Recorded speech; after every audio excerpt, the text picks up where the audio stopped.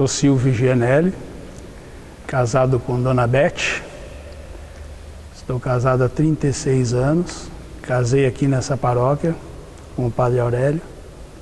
Tenho 2 filhos, Cristiane, casada com o Carlos, com 2 netos, Henrique e Heloísa. E tenho um filho solteiro ainda, o Guilherme, que está namorando a Bruna. Sou cartorário de profissão há 45 anos, estou com 60 anos de idade e aqui na paróquia estou atualmente exercendo a função de ministro da Eucaristia e sou coordenador da Pastoral dos Noivos. E como que a Maricela surgiu na sua vida e há quanto tempo o senhor já participa? Bom, na verdade eu fui cristão de banco de igreja desde quando nasci, só fui batizado aqui na Maristela. Não foi na Maristela, desculpa. Acho que foi na Catedral. Mas me casei aqui. Mas na verdade a minha vida como católico mesmo só começou a acontecer depois de um encontro de casais com Cristo que eu fiz 1 ano e pouco de casado. 51º encontro de casais da Diocese. E nesse encontro eu particularmente tive meu encontro pessoal com Cristo. A minha mulher ainda não, minha mulher demorou um pouco mais. E como que era a igreja antigamente? Você falou que era do Padre Aurélio, né? O senhor cresceu... Isso, eu na verdade, quando fiz o encontro de casais, o Padre João Salgado ainda estava por aqui. Frequentei umas 3 ou 4 reuniões de casais com a presença do Padre João Salgado, mas ele já estava bem adoentinho, uma pessoa que você chegava perto dele assim e emanava o amor, sabe? Ele não precisava falar nada, a presença dele era presença de amor, cara. Maravilhoso. Mas a minha convivência maior, a partir de quando eu fiz o encontro de casais, foi com o Padre Aurélio, né? Padre também maravilhoso, né? Sofria um pouquinho com a depressão, mas o Padre Aurélio tinha uma cabeça, embora pela idade dele, mas era mais avançada. Tanto que tudo que nós, entre aspas, trouxemos para Maristela, né, para a nossa paróquia, em termos de evangelização 2000, ele acolhia com maior alegria, né? Dávamos uma liberdade total para a gente trabalhar, né, em prol dos paroquianos. E o senhor conheceu sua esposa aqui na Maristela? Não. Não? Eu conheci minha esposa, nós fizemos o colegial juntos, né, os 3 anos de colegial. Depois do colegial, estava fazendo faculdade de Direito e ela fazendo faculdade de Administração. Aí, num danado de um baile do tênis clube, nós começamos a namorar. Agora em julho vai fazer 37 anos de casado. Aí casaram aqui na Maristela? Casamos aqui na Maristela, o Padre Aurélio que nos casou. E como que foi esse encontro que o senhor fala do 51º, né? De Casais com Cristo que o senhor... Sim, esse encontro até hoje existe, né? Até hoje o encontro de casais é um momento muito forte de evangelização também. Muitos casais aqui na nossa paróquia são frutos do encontro de casais, né? É um movimento já há muito tempo, participei, eu e minha mulher fomos levar o encontro, ajudamos um grupo aqui da cidade a levar o encontro de casais para Campo Grande, né? Então é um trabalho ainda muito forte ainda de evangelização. O senhor foi presidente do CPP por um bom tempo, né? Qual que era o seu cargo e quanto tempo? Aí foi um período de transição aqui na paróquia, né? A turma que tomava conta aí já estava há muito tempo se desgastando, porque quando todo cargo dentro de uma comunidade ou em qualquer lugar, eu penso assim, né? Não se deve perpetuar muito, né? Deve se trocar para poder novas ideias, nova motivação. E a paróquia estava passando por um período muito difícil, inclusive financeiro, né?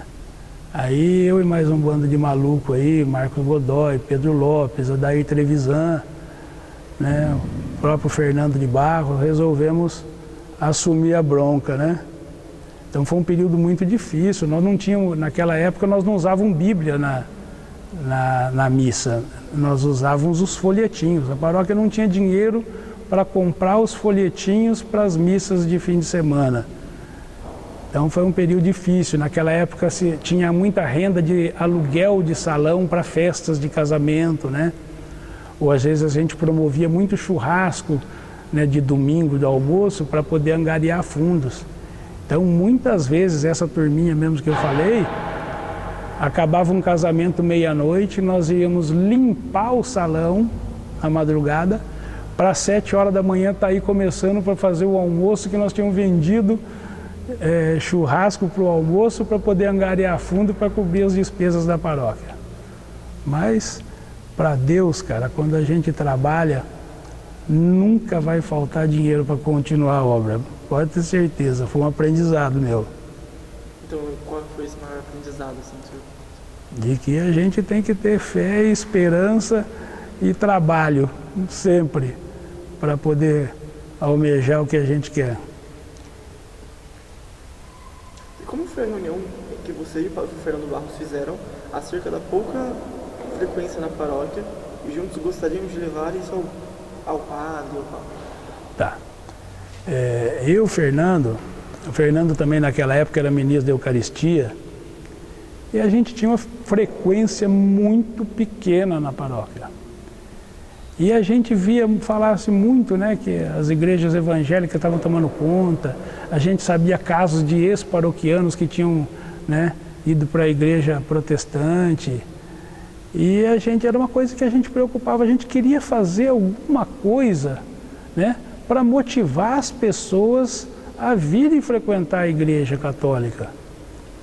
E nós fizemos uma reunião no salão, rapaz, eu sou ruim de data, mas foi bem antes, foi por volta do ano de 90, 91, não sei direito te dizer. Mas nós fizemos uma reunião no salão, eu, Fernando e mais uns 4, 5 ministros da Eucaristia, Marco Godoy, Dair Trevisan, Pedro Lopes, o Luiz Rena, já justamente sentindo essa dificuldade. E nós daquela reunião, nós saímos predispostos a fazer uma carta, a irmos visitar o bispo, a mandar uma carta para Roma, para que eles inventassem algum movimento para a gente poder cativar e atrair as pessoas, né? Buscar, não era mais de largar as ovelhas no aprisco e sair atrás, não, era ir atrás das ovelhas para trazer para o aprisco, né? E logo depois dessa reunião, rapaz, o padre Aurélio trouxe o Astromar Miranda Braga, e o Astro pertencia à paróquia Santa Rita. E o Astro foi para o Rio de Janeiro e dentro de um curso lá ele ouviu falar do curso da Evangelização 2000, que era a gente poder dar um presente para Jesus no ano 2000, um mundo mais evangelizado no ano 2000. E o padre Aurélio permitiu que ele viesse fazer a explanação desse projeto na missa da domingo à noite, que era a missa de maior frequência na paróquia até então. E o Astro veio, rapaz, deu esse recado, caiu, bateu com tudo aquilo que naquela semana anterior a gente tinha feito a reunião e as nossas indagações sobre tudo, a gente achou que as respostas estavam, pelo menos, era uma luz no fundo do túnel para a gente poder começar alguma coisa. E foi aí que o Astro começou a se engajar com a gente, aí falou, né, aí a gente se reunia nas noites de semana, ele ia falando mais do projeto, a gente ia cada vez se apaixonando mais por esse projeto, e era uma coisa maluca que até então a gente começava com o projeto de evangelização casa a casa, né? Que era uma loucura, como nós vamos sair batendo palma na frente da casa dos outros para poder anunciar Jesus, né? Isso era coisa de crente, né? Não de católico. E aí o Astro foi passando, durante a semana, à noite, a gente, à medida que a gente era possível, a gente se reunia e ele ia passando esse curso para a gente. E nós começamos então tudo com o projeto de Evangelização 2000 a partir desse curso. A partir desse curso de evangelização, tinha muitos outros cursos para a gente aprender. Então aí a paróquia às vezes não tinha dinheiro, a gente custeava com o dinheiro da gente, a gente alugava uma van, ia para o Rio de Janeiro, fazia curso, fomos buscar acampamento no Rio de Janeiro para poder fazer um acampamento aqui, Aí a gente achava dificuldade, meu Deus do céu, como ficar 5 dias, como fazer o povo parar de trabalhar 3 dias, porque ia na quarta noite, ou na quinta, sexta, sábado, domingo, né, ou quarta, para fazer esse povo. E começou a dar certo, começamos com os jovens, né, primeiro. E aí até começou a inverter-se a situação, né? Os jovens, os filhos começaram a trazer os pais para a igreja, né? E os pais vinham querer saber, o que vocês fizeram 5 dias com meu filho lá? Fizeram uma lavagem cerebral nos nossos filhos, né? Meu filho está diferente, meu filho é outro, meu filho hoje é mais carinho, é mais amor. Meu filho está olhando para nós e falando, pai, eu te amo, mãe, eu te amo, né? Coisas que às vezes nós pais esquecíamos de dizer para os nossos filhos, né? E os filhos estavam, então os pais começaram a vir frequentar, viu saber o que aquele bando de louco estava fazendo com aquela molecada, que aquela molecada estava vindo diferente, né? Voltava, dando até hoje, como chega o cara que fala, os 5 melhores dias da minha vida, né? Será que a vida dele tinha sido tão ruim assim para ter os 5 melhores lá, né? Mas era realmente algo novo e que nós estávamos conseguindo atingir o coração desses jovens, né? E outros cursos de formação, né? Começamos da formação né? Católico não é muito de querer formação, né? Católico é muito mais de um oba-oba, é muito mais gostoso, às vezes até ir num acampamento, num oba-oba, do que às vezes você pôr ele dentro de 15, 30 dias dentro de uma sala de catequese e começar. Mas a gente tinha curso de formação, fé e doutrina, né? Segredo de Paulo, né? História de Paulo, como Paulo fazia para evangelizar, as cartas de São Paulo, e tudo isso foi dando formação. E a gente foi um período que, eu falo assim, o padre Tucci fez a gente trabalhar demais, né? E houve então essa sintonia, o padre Aurélio dava abertura para a gente, né? Começamos o nosso grupo de oração aqui, né? Até era o Astro que fazia o grupo de oração na Santa Rita, e coube a mim começar o curso de evangelização. Eu tremia de medo, cara. Maria, cantar, para cantar eu sou um desastre, né? Às vezes um pouco afinado, mas o Fernando no violão e eu ficava esperando, eu não sabia a hora de entrar, a hora de parar. Mas a gente com a cara e a coragem, né? E muita fé, começamos o curso de oração. Daí o Astro foi aos poucos, né? Como aqui foi crescendo o movimento, o Astro foi se achegando mais, fomos tendo mais intimidade, ele foi vindo aos poucos, aí ficamos com o passe dele aqui para a nossa paróquia, aí ele retomou o grupo de oração, porque não ia ficar com o Fusquinha aqui, senão tinha uma Ferrari para fazer o curso, né? Era melhor ficar com a Ferrari. E graças a Deus é uma coisa que se tem que bater palma para o pastor Mário, é a perseverança e o entusiasmo dele, né? Porque a maioria de nós cansou um pouco a Rio, mas a gente é um pouco mais velho que o Astro, né? Mas ele continua num fervor e tomara que Deus permita que ele continue, tenho certeza que vai continuar assim até os longos dias de vida dele. E o senhor lembra como que foi o primeiro acampamento e onde foi? O primeiro acampamento foi feito, acho que o primeiro foi feito na fazenda do pai da Tiana. Eu acho que esse foi o primeiro acampamento. Eu fiz o segundo acampamento, porque eu não fui para o Rio de Janeiro fazer. Eu não pude ir, mas eu fiz o segundo em Epitácio. E o primeiro acho que foi na fazenda da Tiana. Nós não tínhamos nada de estrutura, né? E naquela época tinha começado o movimento Sem Terra. E o pai da Tiana fazia meses que não ia na fazenda ali em Anhumas, né? E durante o acampamento, não é que o pai da Tiana apareceu lá com motorista de carro, quando o pai da Tiana, no seu Domingos, viu aquele mundaréu de barraca, ele achou que era o Sem Terra que tinha invadido a fazenda dele. Cara, até para explicar para ele o que estava acontecendo, que a Tiana acho que não tinha comentado com ele, porque meses que ele não tinha ido lá, foi uma situação muito engraçada, cara. É demais. E dentro da Evangelização 2000 havia um curso de fé e doutrina. Como o curso ajudou a trazer as famílias para a igreja? O Fé e Doutrina, na verdade, é um curso de aprendizado mesmo, né? É um curso de ensino, né? Muita parte de teologia, muita parte de ensino. Então, às vezes a gente convidava, na verdade, muito mais padres para fazer as palestras do Fé e Doutrina, do que nós leigos mesmo, que era muito curso depois dos ensinos de cada padre, cada noite um ensino, né? As pessoas começavam a perguntar para os padres, né, muitas questões que às vezes só padre mesmo conseguiria, né? A gente como leigo não tinha condição. Mas os cursos que mais chamaram a atenção, né, discipulado, é um curso que pegava mesmo, né, fazendo com que as pessoas se apaixonassem, né? Segredo de Paulo, a própria evangelização casa a casa mesmo. Quem tinha coragem de chegar até o fim do curso, porque a gente chegava no fim do curso, sem eles saberem, falava, ó, esse fim de semana então vai acabar o curso, nós vamos receber uma missa, tinha uma missa de envio, né? A igreja nos enviava a evangelizar, e eles eram convidados a ir com a roupa do corpo e a Bíblia, só. Rapaz, então quando 3, 4 dias antes de encerrar o curso você avisava, muita gente dava dor de barriga, né? O cara faltava e não ia, mas muita gente perseverava e ia até o fim. E quem conseguia ir, percebia que realmente essa evangelização casa a casa, cara, você é um mero instrumento na mão de Deus.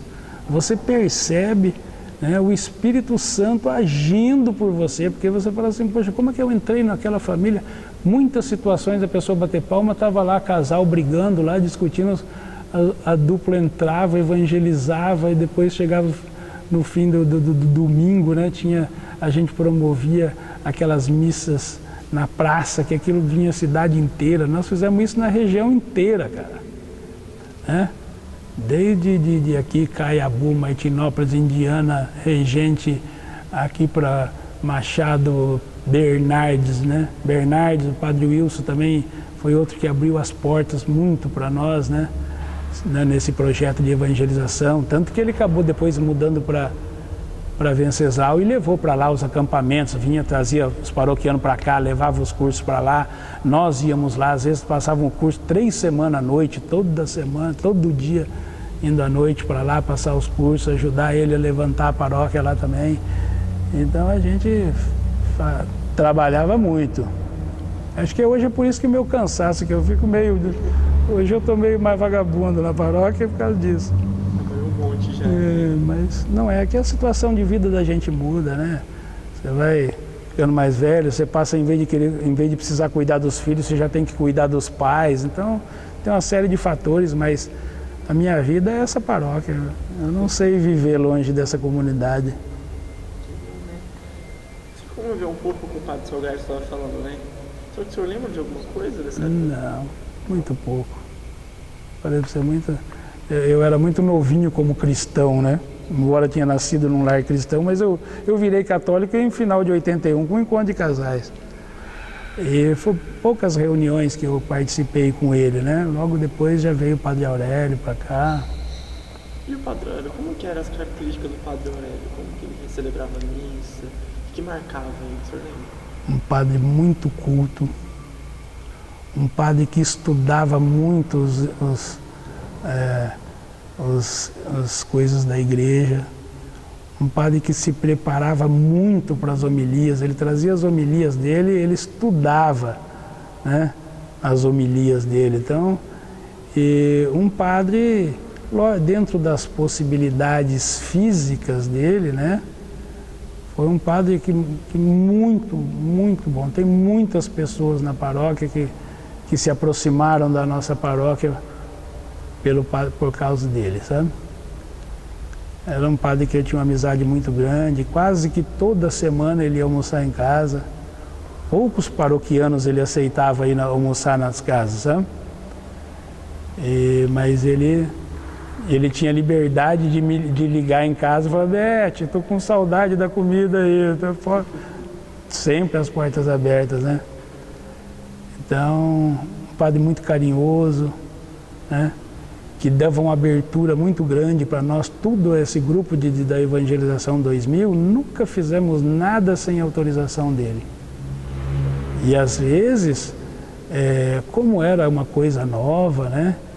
Católicos, né, erguendo as mãos, louvando, agradecendo, e isso ia, né, tinha aqueles mais conservadores que às vezes iam até reclamar para o bispo. Às vezes o padre Aurélio falava, o bispo quer falar com vocês.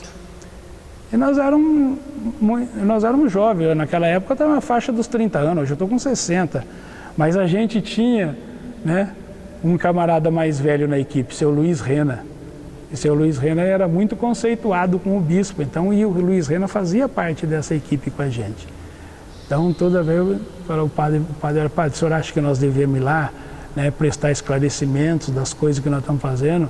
Ah, é bom. Então a gente às vezes ia lá, marcava com o bispo na cúria, 2, 3 horas da tarde, todo mundo saía, largava o emprego, ia lá se reunir com o bispo. Seu bispo, olha, o padre Aurélio disse que o senhor indagou a respeito de tal situação assim, então nós estamos fazendo assim, estamos fazendo assim, estamos fazendo assim, assim, assim.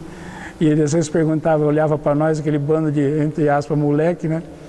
Olhava para o Rena e falava, Rena, tá assim mesmo? É, seu bispo. Você tá junto, né, Rena? Tô. Então tá bom, então vocês continuem lá. Era assim, cara, que a gente, né? Às vezes até coisas novas, né? Às vezes a gente até encontrava barreira de muitos padres, né? Não era qualquer padre que deixava você, aceitava você ir na cidade dele evangelizar, porque para você evangelizar casa a casa, você tinha que ir lá, pedir autorização para o padre já conversava com a comunidade para fazer o acolhimento da gente, né? Então nunca precisou ninguém dormir no banco da igreja, né? Chegava, sempre tinha lugar e sobrando para a gente dormir. É uma experiência, né? Por exemplo, nós vamos ter que começar um curso de evangelização agora, né? Vai ter uma evangelização. Quem puder fazer é um curso recomendado para você perceber que nas mãos de Deus a gente tem que só deixar falar, eis-me aqui, né? Que eu seja seu instrumento, que as coisas acontecem. E na sua opinião, qual foi o legado maior que o padre Aurélio deixou aqui para a comunidade? Essa abertura que ele deu, cara. Essa necessidade que a gente, né, nós, eu, Fernando, daquela reunião, chegamos, levamos a ele a nossa preocupação, né? E ele ter abraçado com a gente, embora ele fisicamente, graças a Deus, depois que começou a comunidade realmente ter um volume maior de gente, não sei o quê, o bispo viu a necessidade de mandar um padre, veio o padre Tucci para cá, que já era um pouquinho envolvido com todas essas coisas do movimento também, né? E a gente já tinha uma certa amizade com ele, e ele foi indicado para cá para ajudar o padre Aurélio. Então, muitos cursos, acampamentos, essas coisas, sob a supervisão do padre Aurélio, sempre com consentimento dele, o Tucci acompanhava a gente em tudo, né? Em todas as reuniões para curso, né? À medida do possível, o padre Tucci acompanhava a gente, ou até às vezes o padre Aurélio mesmo. Às vezes, quantos acampamentos o padre Aurélio estava lá para confessar o povo, para poder rezar a missa. Dentro da possibilidade física dele, ele estava sempre presente, marcante. E como que foi a chegada do padre Tucci aqui na comunidade? Daí ficou ele e o João? Novinho, mais moleque que nós ainda, né? E a gente criou uma empatia muito grande, né? Nosso grupo junto com ele. Então a gente, rapaz, fazia tudo junto, nós fazíamos churrasco junto, acampava junto, curso junto, almoço, sempre estava almoçando na casa de um, na casa de outro, vai ter reunião à noite, então já vou almoçar aí para saber o que vai acontecer à noite, né? E essa loucura, assim. Então engajou tão, né? Tivemos tanta coisa junto que é amizade pra gente, pro resto das nossas vidas, né? Como ele estava pouco dando depoimento ali, né? Das coisas que aconteceram, das coisas que nós realizamos juntos, né? Porque um padre não constrói uma comunidade sozinho e a comunidade tem que dar a resposta para o padre também, né? E houve um casamento muito bom de padre Tucci, tanto que depois ele, né, com o agravamento da saúde, da parte física do padre Aurélio, o padre Aurélio permaneceu na paróquia, ele foi nomeado pároco, né? E continuamos trabalhando bastante com ele. Como foi esse agravamento da doença dele, senhor? Do padre Aurélio? Coitado, ele sofreu muito, né? Ele precisou tirar parte do estômago, ele tirou parte do intestino. Então, depois ele comia muito pouquinho, era um passarinho para comer, muito debilitado, muito magrinho, sofria calado, não era de resmungar muito, não, né? Mas sempre assim transmitia para a gente esperança, perseverança, né? Para muito caminhar com a igreja, né? Para a gente nunca sair do caminho com a igreja, né? Tem uma frase, é melhor errar junto com a igreja do que fora dela, né? Melhor a gente permanecer dentro da igreja, né? Muitas pessoas às vezes chegavam para ele, né, naquela idade e reclamavam: padre, mas a molecada está vindo aí, né, dentro da igreja, né? Eles ficam namorando dentro da missa, eles ficam de boné dentro da missa. Ele falava assim: é melhor eles aqui dentro do que lá fora, perdidos. E como foi a questão de demolir a igreja antiga e construir a nova? O senhor participou, o senhor lembra? Participei de tudo, né? Você pode contar? Nossa, tivemos várias resistências, né, do povo mais antigo, né, de como demolir um negócio que eles ergueram, nossa, teve algumas famílias meio um pouco, entre aspas, revoltadas, né? Mas o prédio da igreja já não comportava mais, né, o volume de gente na nossa paróquia, né? O prédio não comportava reformas, né? O telhado da igreja era de madeira ainda, né? Coisas que uma hora ou outra poderia, não que estava bem conservada, né? Uma outra rachadura, né? Mas a gente achou por bem que a gente tinha condições de fazer a paróquia, né, a comunidade trabalhar e a comunidade fazer essa igreja bonita que hoje está aqui, né? E foi assim que nós resolvemos partir para isso aí. Começamos com campanhas, fizemos campanha do tijolinho, né? O cara ia lá, vinha aqui na paróquia, doava um tijolinho, né, que correspondia a 1 metro quadrado da obra. Então ele dividia lá, né, quantas parcelas quisesse e pagava um tijolinho, punha o nome dele, se ele permitisse, né, o nome dele no tijolinho. Tinha um painel muito grande lá dentro do salão, punha o nome dele lá no tijolinho e ele contribuía, né? E a gente fazendo, né, a maioria das arrecadações mais fortes começou com a Festa das Nações, né? Era um momento muito forte de a gente poder arrecadar, né? Bingos de carro, fizemos bingo com o Fusquinha do Padre Aurélio, para poder... E assim foi, cara, né? E as coisas da igreja acontecem assim mesmo, né? Se você for pensar, falar, mas temos que ter o dinheiro todo para começar, não. Pusemos a igreja no chão, passou as missas lá para o salão paroquial, né? Grupo de oração lá, missa lá, e foi um período de trabalho, e deu tudo certo, doações, e foi assim que nós conseguimos levantar isso aqui. E como era a Festa das Nações, o senhor lembra? A Festa das Nações começou aqui em frente da paróquia, né?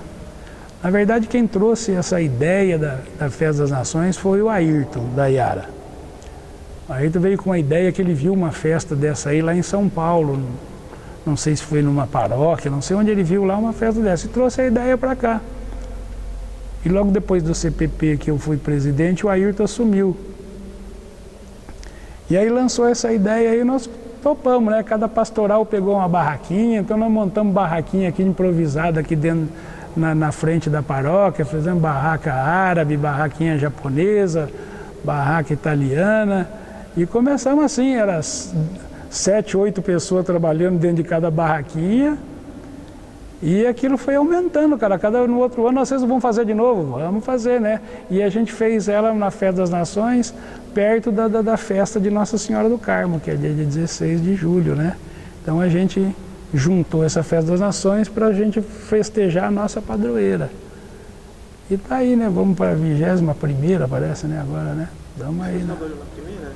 Desde a primeira. E me contaram uma história que acabou a comida, tudo japonês. Nossa, teve épocas assim, 3ª, 4ª festa assim, tudo que nós tínhamos preparado para o sábado e domingo, o povo acabava a missa do sábado à noite, partia, vinha gente da cidade inteira, era uma loucura, acabou a comida, né? Acabava a comida no sábado à noite, rapaz, e vai a turma arregaçar as mangas, sair correndo, passava a noite trabalhando de novo, para chegar no domingo, ter almoço e chegar às vezes chegava assim, acabava a missa do domingo à noite, não tinha mais comida, cara.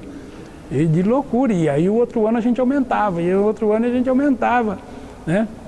Aí fomos lá para aquele salão lá onde é a van hoje lá, né? Arrumamos o salão lá, começamos a fazer lá, também foi um estouro de volume de gente vindo de outras cidades aí da Paulista, vindo ver as nossas festas para poder tentar copiar, né? Parentes de todo mundo, eu tenho parente hoje que já me ligou, né? Que dia que vai ser a Festa das Nações que querem vir, né? Vem de São Paulo, vem de Londrina para vir na Festa das Nações que eles querem vir comer nossas comidas aí, querem vir ver. Então muitas pessoas de fora que vêm falam assim, não é possível que isso aqui é feito por uma paróquia só. É uma paróquia só, fazendo, amado. Então é um cansaço bom, porque a gente se entrega, né? Até em agradecimento, mas é uma confraternização nossa, de nós paroquianos, é uma festa. Você morre de cansado lá, mas é uma alegria trabalhar dentro daquilo lá, né? Que vai com... E isso ajudou também no centro de formações, lá hoje os acampamentos? Sim. Como que foi o começo desse centro de formações? Sim, então, num dos acampamentos participou o Fernando e a Tereza, né?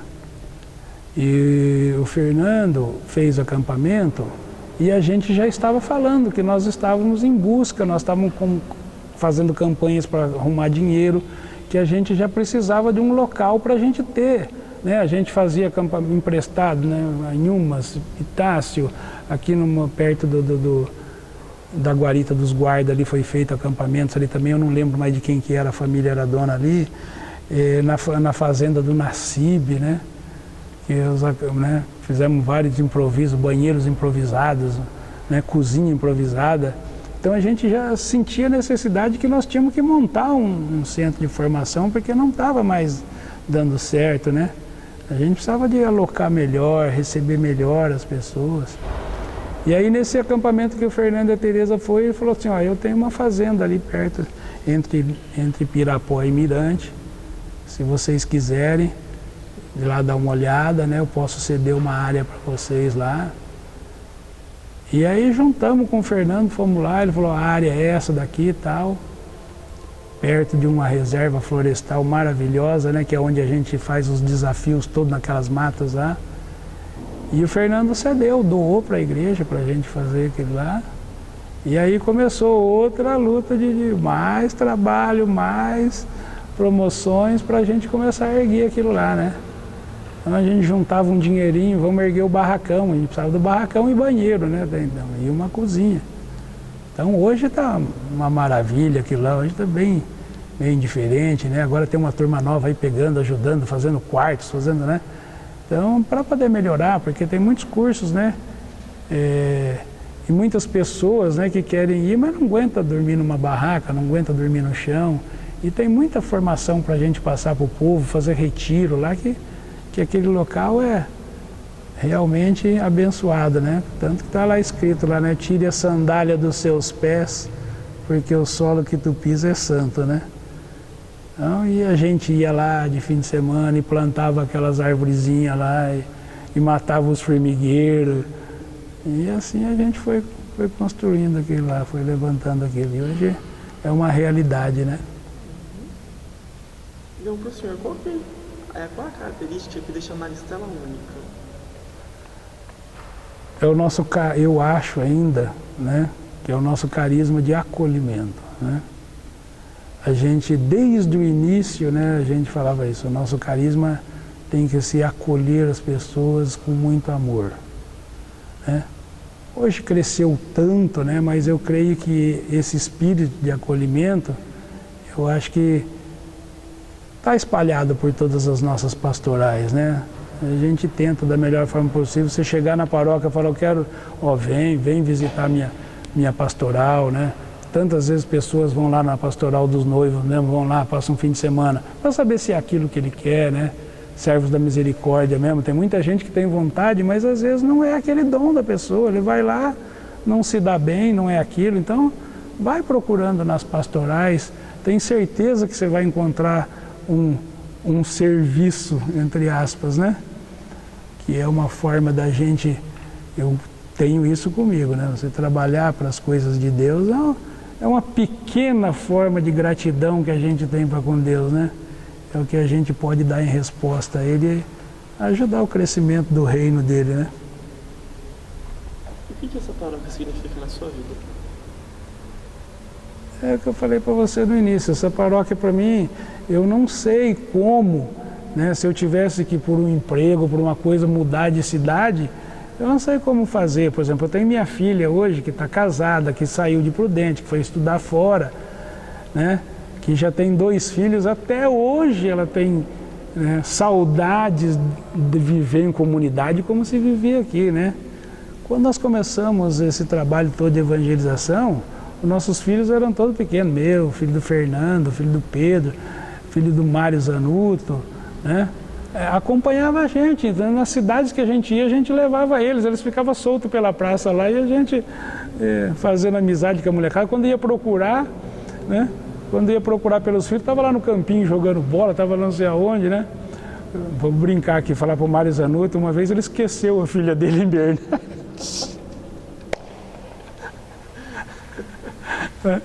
Eita vida, essa é outra história para outro dia. Mas eu não sei, minha vida é em comunidade. Hoje eu já não trabalho tanto na comunidade, mas ainda persevero, né? Faço meu trabalho no Ministério da Eucaristia, né? Faço o trabalho nosso dentro da pastoral de noivo, né? E como algumas vezes chamado para outras coisas ainda, a gente aceita, mas estamos aí, é o que eu continuo, né? Falando, perseverar sempre, né? Você está sempre ali juntinho com as brasinhas para você não apagar, né? Você separa o carvãozinho da churrasqueira e ele se apaga, né? Sozinho. Temos que ficar junto nessa chama viva que se chama comunidade. E nesses anos que o senhor tem, assim, né, de evangelização 2000, de acampamento, de oração, tem alguma história marcante, algum milagre que o senhor queria compartilhar com a gente? Cara, são muitas coisas que a gente viveu, né? Coisas maravilhosas, coisas, às vezes, teve um casal uma dupla de meninas de evangelização, muito jovenzinha, 16, 17 anos. Elas entraram numa casa para evangelizar, o casal estava a ponto de se matar, cara. Eles entraram, evangelizaram, aí o cara falou, antes de vocês chegarem aqui, eu estava a ponto de pegar uma faca para matar minha mulher. E depois eles foram para a missa do encerramento da evangelização na cidade. Eu não sei se isso foi em Tarabai ou se foi em Sandovalina, né? E tantas outras coisas mais que a gente viu por esse mundão afora aí que Deus permitiu a gente ver, né? Que a gente, quando trabalha para o reino de Deus, a gente não precisa Deus permitir a gente enxergar, não precisa, mas Deus permite a gente se agraciar, se maravilhar, brilhar os nossos olhos, né? Não falar, olha o que eu fiz, não, o que é, né? Aquela história da formiguinha e o elefante, né? A formiguinha estava em cima do elefante, o elefante saiu correndo, a formiguinha olhou para trás e falou, olha que poeirão que nós fizemos, né? Então a gente fez muita poeira por aí, mas a gente sabe e tem a certeza, né, de que quem fazia, quem agia, era Deus. Amém. Então, é isso. Alguma coisa que o senhor queira falar mais? Amém. Gente, que a senhora achou que passou? Eu acho que é uma maravilha, né, de todos esses jovens da paróquia, né? Maravilha porque a gente às vezes não vê muita juventude dentro de outras paróquias, né? E a gente tem esse movimento muito forte, né? Graças a Deus ainda, né, recebemos o padre Rodrigo na nossa paróquia em substituição ao Tucci, que é um padre muito zeloso pelas coisas de Deus, zela mesmo, a gente percebe o carinho que ele tem com cada pastoral, ele visita cada pastoral, ele está, né, com conhecimento de tudo que está acontecendo dentro de cada pastoral. Quer dizer, isso é zelo pelas coisas de Deus, zelo pelo Evangelho, né? Então a gente é abençoado novamente com mais um padre maravilhoso para a nossa paróquia. Bom, muito obrigado. Amém. Senhor.